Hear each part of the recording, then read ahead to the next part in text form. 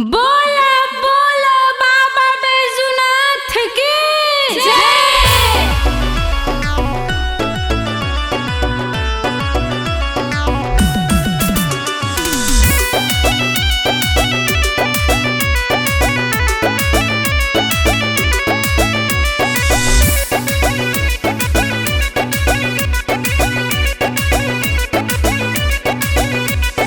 जब से चढ़ल बाटे सावन महीना वहाँ पिए ले गाजा भुक भुक। जब से चढ़ल बाटे सावन महीना वहाँ पिए ले गाजा भुक भुक।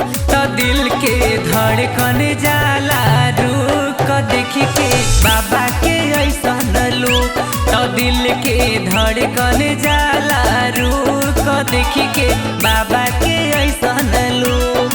अगल बगल रहे कीड़ा मकोड़ा साथी संगतिया भूत। तो दिल के धड़कन जाला रुक देखी के बाबा के ऐसन लोग। तो दिल के धड़कन जाला रुक देखी के बाबा के ऐसन लोग।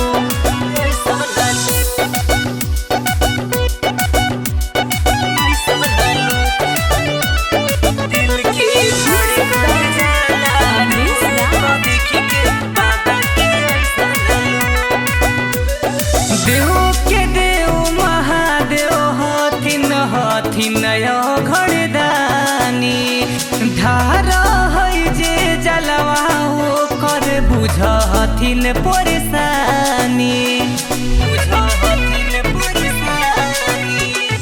देव के देव महादेव हथिन हथिन नया घरदानी धारा है जे जलवा हो कर बुझथिन परेशानी। देवघर में जलवा ढारे वालन के मिला है गजब के सुख। तो दिल के धड़कन जाला रुक देखी के बाबा के ऐसन लोग। तो दिल के धड़कन जाला रुक देखी के बाबा के ऐसन लोग।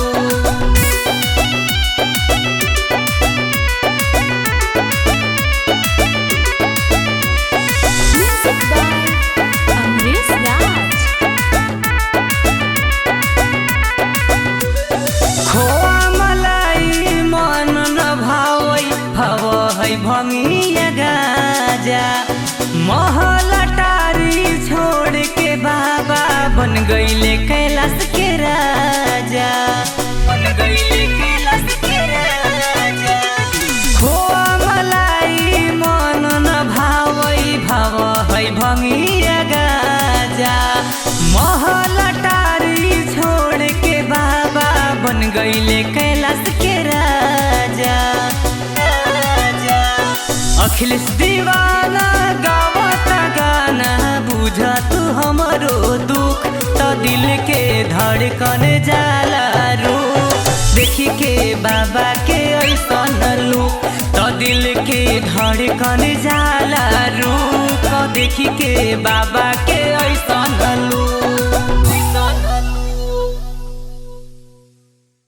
अगर आप चाहते हैं कुमार डिजिटल चैनल के ऑडियो वीडियो सबसे पहले आप तक पहुंचे तो लाल बटन दबाकर चैनल को सब्सक्राइब करें और हाँ, बेल आइकन को दबाना ना भूलें।